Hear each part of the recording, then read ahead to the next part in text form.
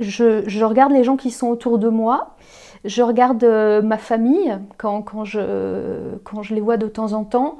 Et en fait, j'essaye de comprendre, mais ça, je crois que c'est depuis toute petite. J'essaye de comprendre pourquoi est-ce que moi, j'arrive pas à avoir une vie comme les autres. Donc, pourquoi est-ce que j'ai changé plein de fois de domaine. En 20 ans, j'ai eu 7 employeurs, j'ai démissionné 5 fois, j'ai monté 3 entreprises où j'étais 3 fois auto-entrepreneur. Ces 14 dernières années, j'ai compté, j'ai déménagé 11 fois. Donc, je me dis pourquoi est-ce que j'arrive pas à être boulangère ou à être, voilà, pourquoi je suis pas restée vendeuse dans mon magasin? Pourquoi est-ce que j'arrive pas à me satisfaire d'avoir une vie entre guillemets normale? Euh, voilà, pourquoi est-ce que je ressens pas le besoin ou je l'ai pas ressenti très fort de mettre en couple avec quelqu'un et d'avoir des enfants, une maison, bref, entre guillemets, le bonheur parfait et cliché qu'on peut imaginer. Je sais pas du tout. Je sens à l'intérieur de moi que je suis appelée à faire autre chose. Donc pour l'instant, je sais pas quoi. Ou alors j'ai un petit peu une idée maintenant, mais je sais pas si c'est vraiment ça. Ce qu'il y a de sûr, c'est que ça fait depuis ado que je me pose la question et que j'ai l'impression de vivre sur une autre planète, d'être à côté de la plaque et que j'essaye toujours de comprendre pourquoi est-ce que les gens ils ont un mécanisme et pourquoi est-ce que moi j'ai un autre mécanisme.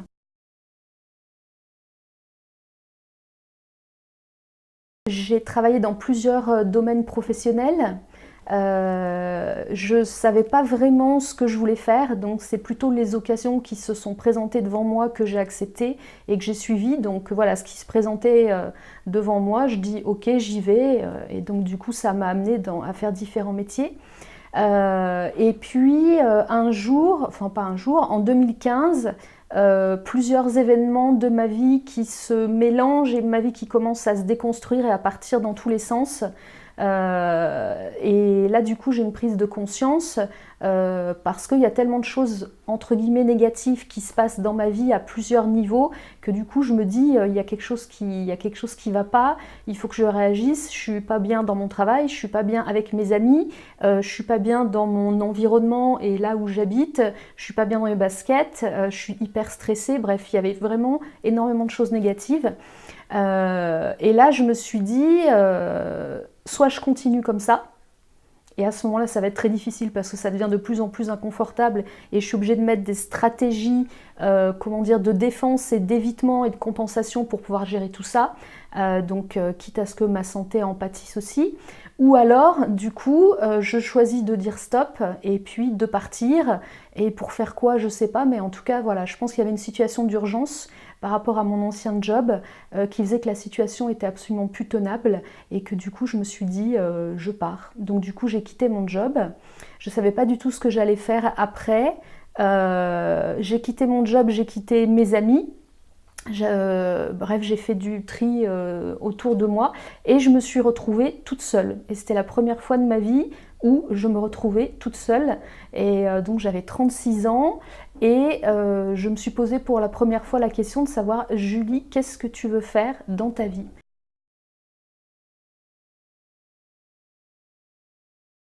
Je m'étais jamais posé la question. Et vu que j'étais toujours entourée de monde, toujours en train de travailler, parce que je suis une accro au travail, et que j'étais entourée d'amis qui me demandaient beaucoup, j'étais jamais toute seule pour réfléchir à ces questions. Et là, ça a été l'occasion, finalement, en ayant fait le tri, en me retrouvant toute seule, de pouvoir commencer à répondre à cette question. Et donc, le fait de me reconnecter à moi, de faire l'état de mes besoins, parce qu'évidemment, je faisais toujours passer les besoins des autres avant les miens, ça a fait que j'ai eu peur de cette question. J'étais en colère parce que je n'avais pas eu l'occasion de me la poser avant. Donc ça m'a mise très en colère. Et puis une fois cette colère passée, j'ai commencé à faire un petit peu un état des lieux de qu'est-ce qui me va dans ma vie, qu'est-ce qui me va pas et qu'est-ce que je voudrais améliorer et qu'est-ce que je voudrais vivre dans le futur. Et donc j'ai commencé à m'intéresser à de la littérature, à des livres sur la réussite, sur des projets. Disons qu'il y a toute une nouvelle énergie, une nouvelle dynamique bizarrement qui s'est mise en place toute seule et qui a commencé à m'emmener vers autre chose, beaucoup plus positif, beaucoup plus orienté vers le futur et vers la construction d'une vie future. Et à travers ces livres, il y en a un notamment de Napoleon Hill qui s'appelle Réfléchissez et devenez riche. Et en lisant ce livre, plusieurs fois, mon intuition m'a dit mais c'est ça que je veux faire, c'est ça que je veux faire. Et je me disais, voilà, ce que je veux faire, c'est aider les gens à réaliser leurs propres projets, surtout à se reconnecter à eux-mêmes, comme moi j'étais en train de le vivre. Voilà. Et donc plusieurs mois après, voilà, j'ai cherché le métier dans lequel je pouvais faire ce genre de choses. Et en cherchant, au final, je suis tombée sur le coaching.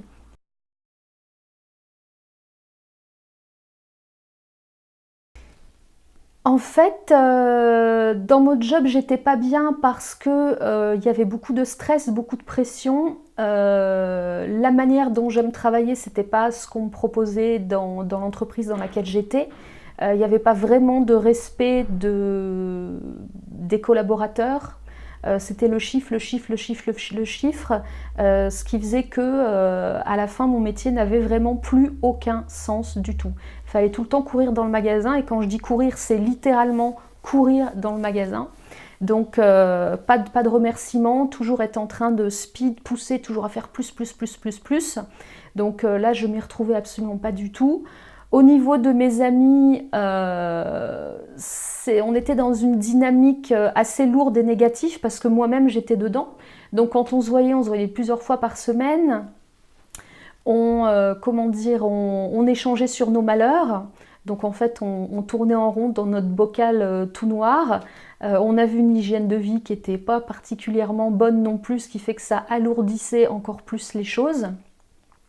En 2015 aussi, j'ai découvert que j'avais une maladie que je devais opérer. Donc ça, je ne le savais absolument pas du tout. Donc j'avoue que je me suis pris un mur dans la figure aussi. Et puis en 2015 aussi, j'avais des animaux de compagnie et ils sont morts tous les deux. Donc tu vois, en 2015, il y a tout qui s'écroulait.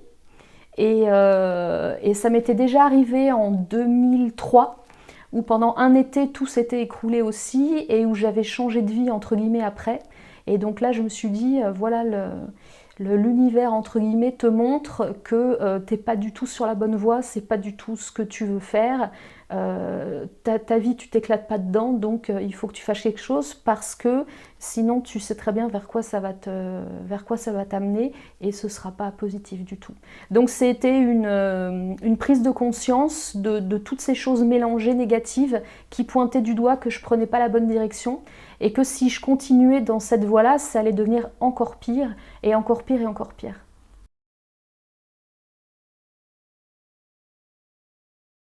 Le souci au travail, j'essayais de trouver des solutions dans la vie personnelle en discutant avec mes amis, mais évidemment, vu que je ne faisais que ressasser une histoire négative, ça faisait que l'entretenir. Donc en fait, j'étais dans un cercle infernal où j'essayais de trouver des portes de sortie, mais c'était pas les bonnes, parce que celles que je trouvais, celles dans lesquelles j'étais, elles entretenaient la mécanique négative.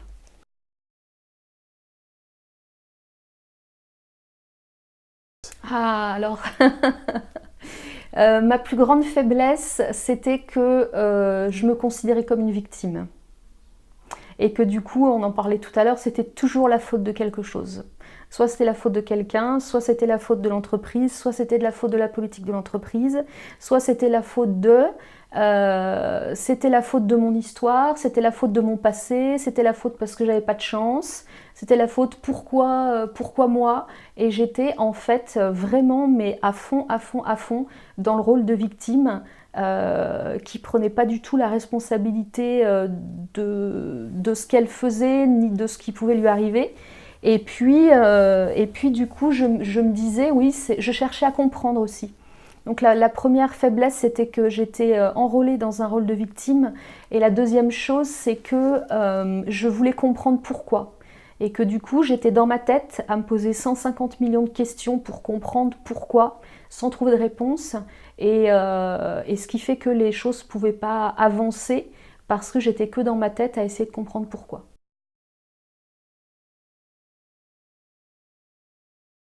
J'étais une personne, je le suis certainement encore, qui veut toujours faire plaisir aux autres. Donc mon but dans la vie avant, c'était de faire plaisir aux personnes. Donc quoi qu'on me demande, que je sois d'accord ou pas, que j'ai envie ou pas, que je sois d'accord ou pas, je disais toujours oui. Donc c'est aussi pour ça, du coup, je respectais pas du tout mes besoins.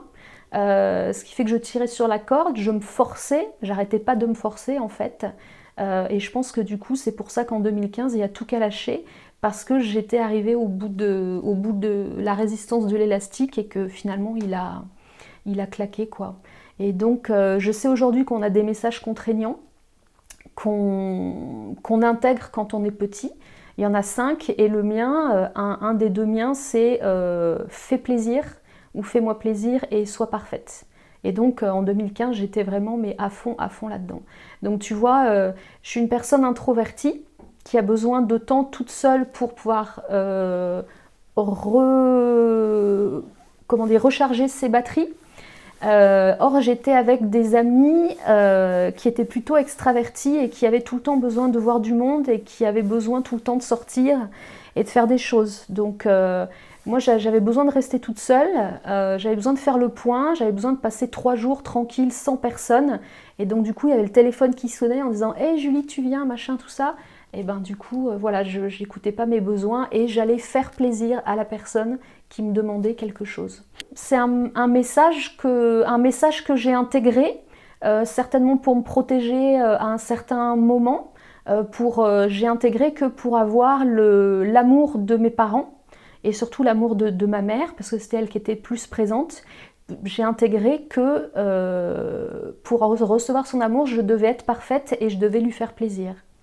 Donc c'est quelque chose que j'ai intégré inconsciemment et comment dire, elle me l'a transmis inconsciemment. Disons, c'est la perception que j'avais des choses. Et ça, du coup, c'est le message que j'ai intégré. Et en effet, ça vient de quand on est petit.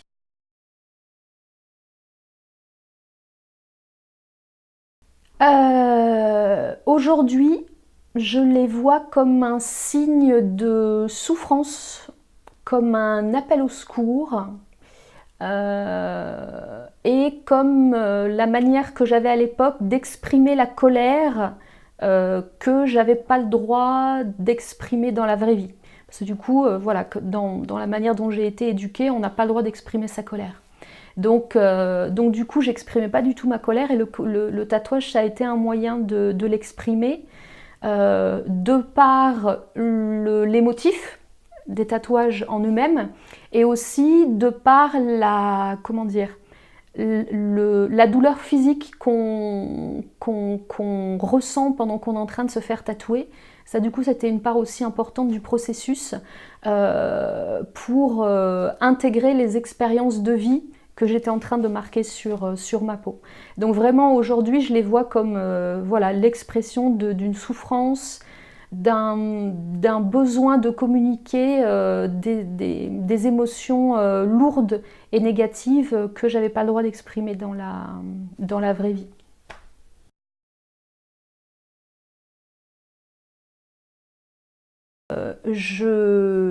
Donc du coup, j'ai appris que j'avais une maladie et pendant 3 semaines, on ne savait pas si c'était cancéreux ou pas. Donc j'ai fait des examens et il fallait attendre 3 semaines les résultats. Et donc pendant 3 semaines, j'étais toute seule avec tout le stress du travail, machin, tout ça, que ma vie est partie dans tous les sens. Et du coup, entre guillemets, en plus, éventuellement, j'avais une tumeur cancéreuse. Donc là, ça fait énormément réfléchir, ça remet tout en perspective. Tout d'un coup, tout ce qui nous paraissait important et tout ce qui prenait de la place dans notre vie, ça disparaît complètement. Et alors, c'est une super méga occasion pour se reconnecter à nous et pour commencer à réfléchir à qu'est-ce qu'on est en train de faire de notre vie, qu'est-ce qui va pas et surtout qu'est-ce qu'on va faire.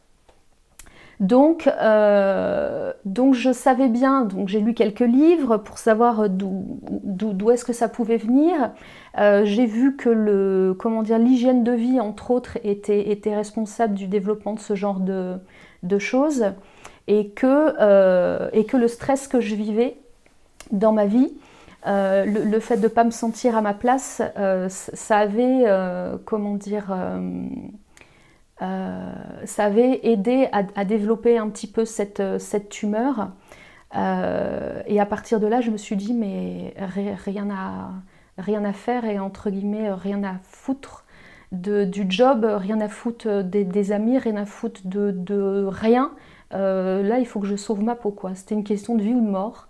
Et donc, c'est ça qui m'a aidé à dire, bon, là, je prends ma décision, je quitte mon travail. Donc je ne sais pas ce que je ferai après, j'en sais rien du tout, mais là j'ai trop tiré sur la corde et là j'ai une chance, donc il faut que je la chope au passage, et donc je l'ai chopée.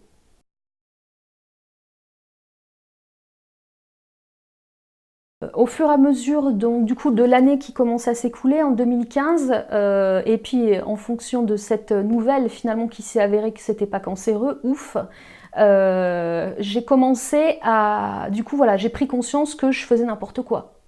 Et que j'étais dans une énergie négative et qu'il fallait que je commence à inverser la balance si j'avais envie de construire quelque chose de différent dans l'avenir.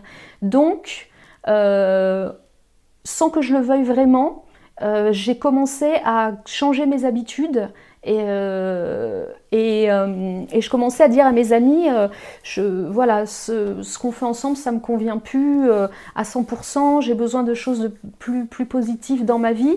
Donc je commençais déjà à être un petit peu dans cet élan plus positif. En face, ça n'a pas vraiment répondu, ce que je comprends tout à fait.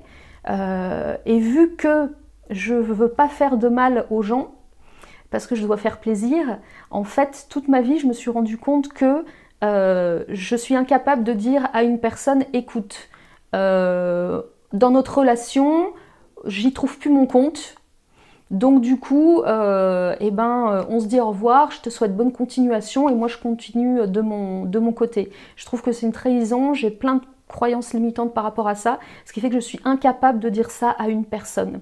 Et donc mon schéma à moi, c'est de partir sans rien dire. Et c'est ce que j'ai toujours fait en fait. Donc je laisse les gens tirer sur la corde, j'accepte qu'ils tirent sur la corde, et le jour où l'élastique craque, je pars sans rien dire.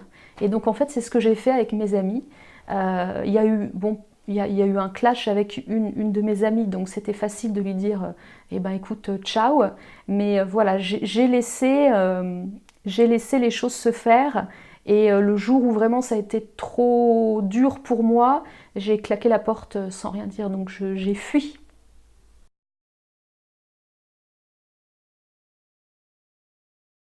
J'étais à un niveau vibratoire très très bas. Et mes amis étaient à un niveau vibratoire très très bas aussi, et c'est pour ça qu'on s'entendait super bien, parce qu'on était sur le même niveau vibratoire très très bas. Et que moi, quand j'ai commencé du coup à changer, à penser plus positivement, à vouloir changer le style de soirée qu'on passait ensemble, du coup j'ai commencé tout doucement à augmenter mon taux vibratoire, à lâcher la lourdeur et aller vers plus de positif, de légèreté. Donc on a commencé à s'éloigner. Et ce qui fait qu'en fait, à un certain moment, on était trop éloignés pour que le dialogue puisse se faire. Et en même temps, je comprenais bien que ce que je leur demandais au niveau où j'étais, elles-mêmes, elles ne pouvaient pas l'entendre parce qu'il y avait ce décalage et que ça servait à rien et qu'on peut pas forcer les gens à entendre les choses ou à voir les choses de notre manière quand ça leur est inaccessible, mais pas dans le sens péjoratif. Juste on n'était plus au même niveau, quoi. Donc je savais que ça servait à rien de vouloir les forcer à comprendre les choses et du coup c'est pour ça que je suis partie.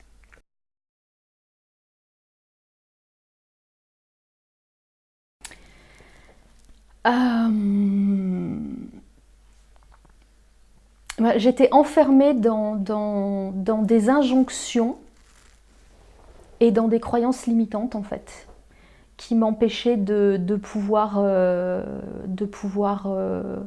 être moi-même et être joyeuse. Euh, En fait, comment dire, il y a eu quelques étapes, mais je crois que c'est sur la longueur en fait.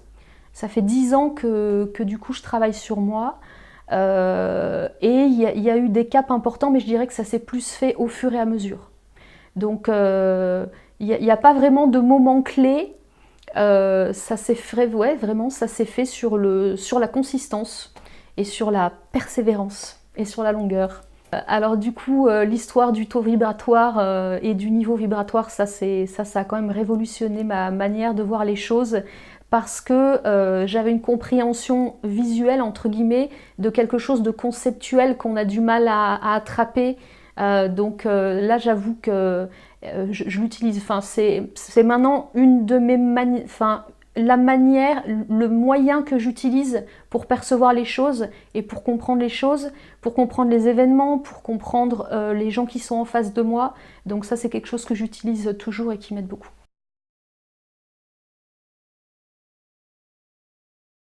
Je voulais quitter la grande ville parce que j'étais à Chambéry. Alors c'est pas la plus grande des villes, mais j'étais à Chambéry et je travaillais dans un centre commercial. Donc j'étais complètement coupée de ce que j'aime. Je voyais plein de monde et j'étais dans un milieu artificiel. Et du coup, je supportais plus le monde qu'il y avait, je supportais plus tous les panneaux publicitaires qu'il y avait partout. Et donc j'avais besoin de plus d'authenticité, d'être dans un endroit petit, calme, parce que du coup, moi, j'ai besoin de calme pour pouvoir recharger ma batterie. Et je suis une personne plutôt solitaire.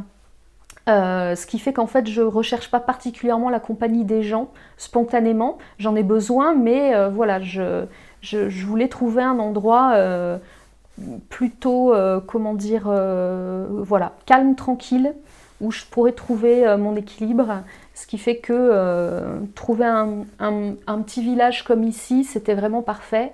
En Alsace, rien n'est loin de rien. Donc même si j'étais pas à côté de Strasbourg ou de Colmar, en une demi-heure ou trois quarts d'heure j'y étais.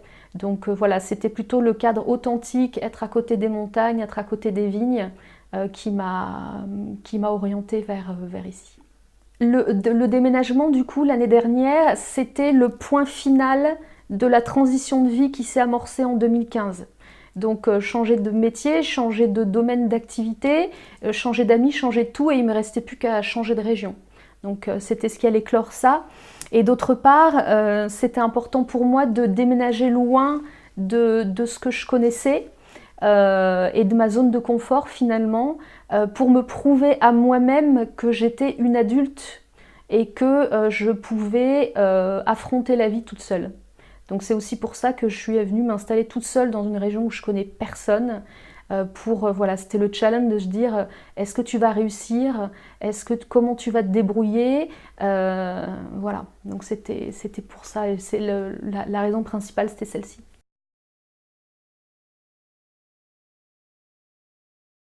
Une fois du coup que j'ai quitté mon job et que j'ai été toute seule et que j'ai commencé à réfléchir à moi, chose qui m'était quand même jamais arrivée de toute ma vie, finalement je me suis rendu compte que la personne la plus importante de ma vie c'était moi. Et du coup j'ai jamais voulu avoir d'enfant. Donc je pense que ça a pas de rapport avec ça. C'était voilà, j'étais sur la mauvaise voie. Je respectais pas mes besoins, je respectais pas mes valeurs, je respectais pas ce que j'avais envie de faire et tout au fond de moi. Et c'est surtout ça. Donc c'était une crise existentielle de circonstances et d'environnement qui était absolument pas du tout fait pour moi.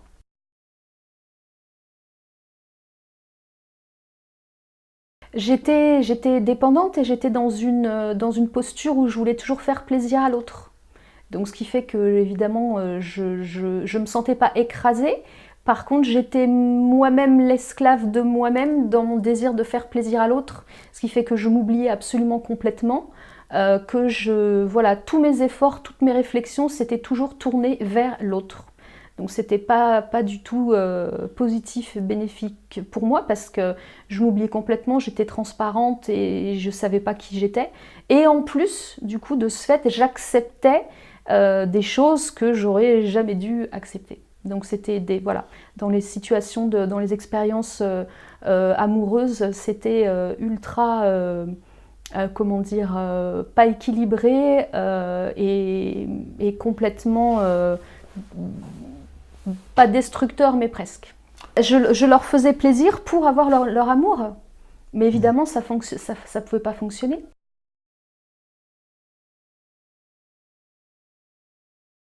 Donc il y a deux choses, il y a le message de fais-moi plaisir. Donc pour avoir l'amour de la personne qui est en face de moi, je suis obligée de lui faire plaisir. Il y a le message de pas le droit d'être en colère ou de dire quelque chose de négatif. Et par rapport à mon père, en fait, mes parents ont divorcé quand j'avais 6 ans. Et mon père, pas longtemps après, je pense quand j'avais 7 ans ou quelque chose comme ça, il a préféré ne plus du tout nous voir, mon frère et moi, parce que c'était trop difficile pour lui de nous voir que le week-end. Et du coup, moi, j'ai aucun souvenir de cette époque, du divorce et quoi, et donc j'ai vécu ça comme un abandon de mon père. Et du coup, dans les relations que j'ai vécues avec mes partenaires, c'est exactement ce schéma qui s'est rejoué à chaque fois. Donc déjà, j'étais attirée par un type d'homme qui ressemblait beaucoup à mon père. Des relations qui durent pas longtemps et qui s'étiolent, tu sais, au fur et à mesure, où en fait déjà on se voit pas beaucoup, et en plus la personne en face commence à donner de moins en moins de nouvelles, ce qui fait que moi évidemment je suis en posture comment dire, de questionnement, de vouloir savoir pourquoi et de dire évidemment c'est moi qui ai fait quelque chose de mal, donc il faut que je tente quelque chose d'encore mieux pour essayer de garder cette personne pour pas qu'elle parte. Et au final, voilà, l'homme part sans rien dire, comme l'histoire que j'ai vécue avec mon père, l'interprétation en tout cas que j'en ai eue. Et alors là, mais la libération, quand j'ai compris ça, et je l'ai compris il y a pas très longtemps, donc je savais que j'avais des choses à régler de ce côté-là, mais à partir de là, je me suis dit waouh. J'ai compris le fait que, en fait, moins il donnait de nouvelles et plus il s'éloignait et plus moi je m'accrochais. Donc plus ça les faisait fuir, et le résultat final c'est que du coup ils sont tous partis comme ça, sans donner d'explication. Et du coup je me retrouvais toute seule avec mes questions. Évidemment on se remet en question, mais qu'est-ce que j'ai fait, mais pourquoi, mais qu'est-ce qu'il aurait fallu que je fasse et tout ça. Bah, en fait juste rien du tout quoi, la problématique était largement ailleurs.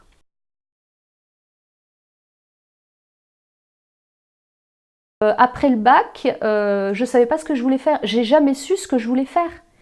Mon but c'était de faire plaisir aux autres, donc moi mes propres besoins, mes rêves, j'en avais pas. Et alors même je me suis rendu compte que j'avais même pas le droit d'en avoir. J'avais même pas le droit d'en avoir. Et donc voilà, au début j'ai commencé à travailler dans le tourisme parce que j'adorais la montagne. Et donc, vu que la fac, ça ne me convenait pas, j'ai fait un apprentissage.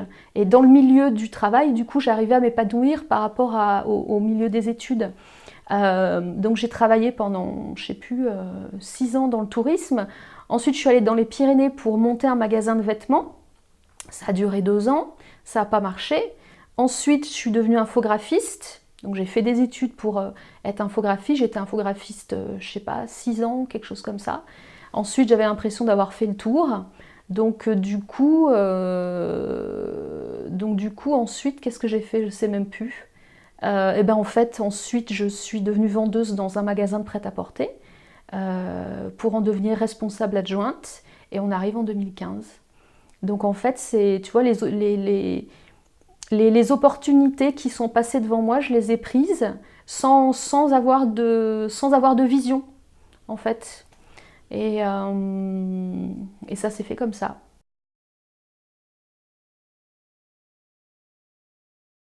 C'est une personne qui est qui est assez rationnelle, et les pieds sur terre. Et du coup, elle a fait ce qu'il fallait pour pouvoir nous élever, mon frère et moi, et pour pouvoir subvenir à nos besoins.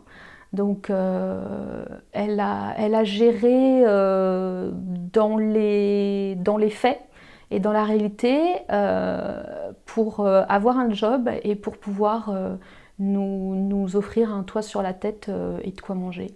En tout cas au début, voilà. Et je pense qu'il y a un moment où justement j'ai pris en charge une certaine part de, entre guillemets, de son travail pour pouvoir la décharger de toutes ses responsabilités. Et ce qui fait que j'ai été adulte bien avant l'âge de par les responsabilités que j'ai prises toute seule, ou peut-être qu'inconsciemment aussi elle m'a laissée, je ne sais pas trop. Mais en tout cas, ça oui, à partir d'un certain moment, j'ai plutôt été responsable. Et vu qu'elle partait de temps en temps pour son travail, on était tout seul avec mon frère, ce qui fait que c'est moi qui m'occupais de mon frère. Donc voilà.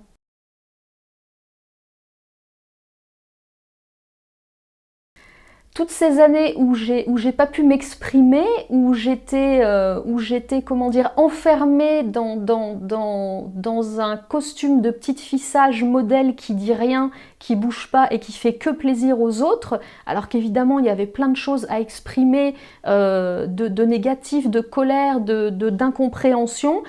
Au final ça a ressurgi après quoi. Mais quand j'étais petite, j'étais vraiment la petite fille modèle sage qui fait pas un bruit et qui veut faire plaisir aux autres.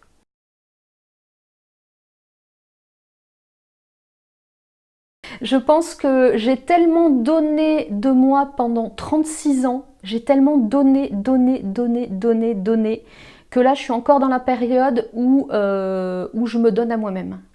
Donc je rattrape le temps perdu si tu veux, tu vois, pour rééquilibrer la balance. J'ai vécu quelque chose dans ma vie qui était bien plus terrible que cette transition de vie en 2015 et que le déménagement en Alsace, et qui m'a demandé des ressources phénoménales pour m'en sortir. Et ce qui fait que finalement la situation d'aujourd'hui, je la vis plutôt bien, même si elle pourrait être plus confortable. Mais les ressources, je sais que j'en ai sous le pied. C'était quoi? C'était une dépression en 2008. Tu sais pourquoi cette dépression est arrivée? Ouais. Encore une fois, c'est la même histoire. On veut faire plaisir, on est dans un environnement qui n'est pas le bon pour nous, on est entouré par des jeux, parce que je ne vais pas dire on, j'étais entourée par des personnes qui n'étaient pas dans la meilleure énergie, des personnes qui avaient des problèmes, et que plus des soucis personnels. Voilà, encore une fois, ça se passait mal au boulot. Ça se passait pas au top avec les amis. J'ai eu un partenaire avec qui ça s'est mal terminé. Donc encore une fois, c'est plus le mélange de plusieurs domaines dans ma vie où ça n'allait pas qui a déclenché ça, plus certainement d'autres choses, des questions existentielles. Ouais, je pense que c'était en 2008, c'était en 2008, j'avais 32 ans. C'était encore une crise existentielle, quoi. Et ce qui a fait basculer l'énergie et en tout cas la dynamique, c'est que je me suis fait très peur. Je me suis fait très peur, et du coup à partir de là j'ai dit oulala, je m'arrête, je stoppe tout et puis je vais aller voir de l'autre côté ce qui se passe. C'est le fait que je me sois fait peur comme ça n'a pas été grave, donc c'est ça la bonne nouvelle, quoi. C'est juste, je suis juste allée un tout petit peu trop loin, et c'est juste ce tout petit trop loin qui a pu faire basculer la dynamique. Si je l'avais pas fait, je sais pas ce qui se serait passé, mais en tout cas pour moi maintenant, je sais que c'est une chance.